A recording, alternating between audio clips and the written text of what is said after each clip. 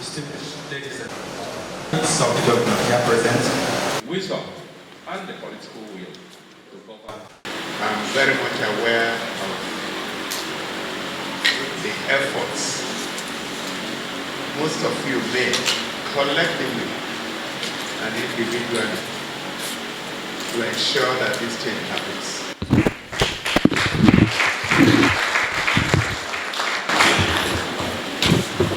And I want to say thank you to you and to congratulate you because this is your government.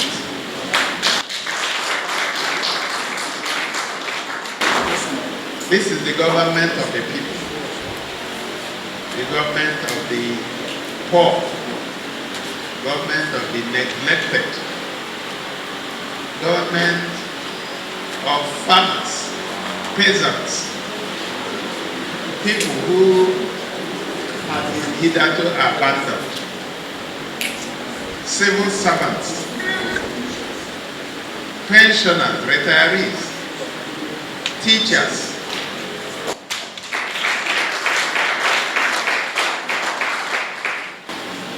So I'd like to, first of all, welcome you and ask you to relax. This is a friendly meeting. It's a meeting that I call to thank you. It's a meeting I call to recognize your contributions to this state. The meeting I call to assure you that just like we promised, the tears of Abia people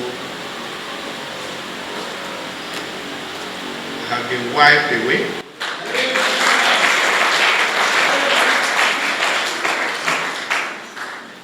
Because help is here.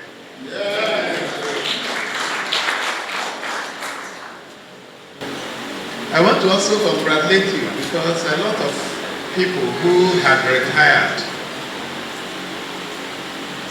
are either sick or even have died.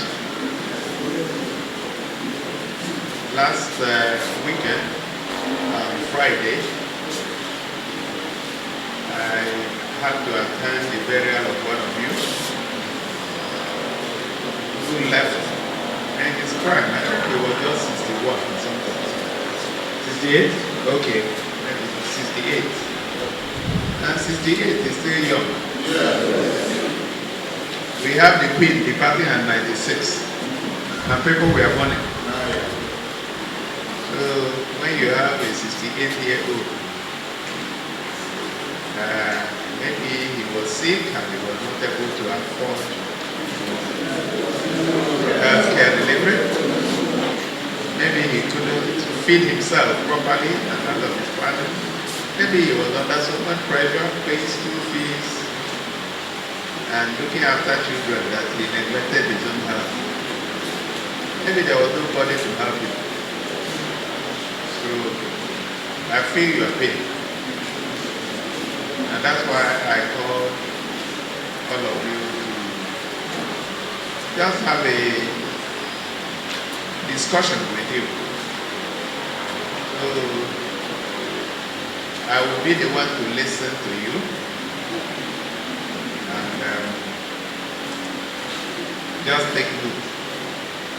But before I return the microphone to you, there are a few things that we had promised, which we are single-minded about delivering. One of them is payment of salaries promptly. The other one that affects you is payment of pensions and gratuities.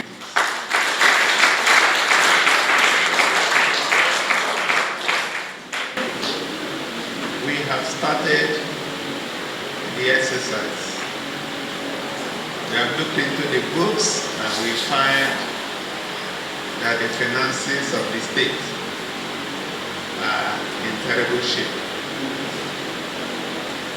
So we have also looked into the records and we find that we need to do a little bit more work First of all, to determine the actual number of pensioners, the actual number of civil servants and other workers.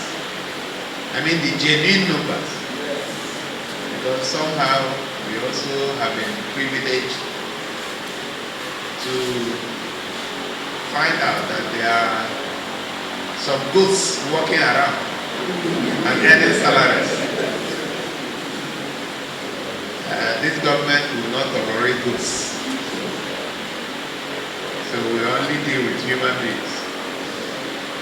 So part of what we are trying to do is to identify the goods wherever they are and ensure that they die permanently.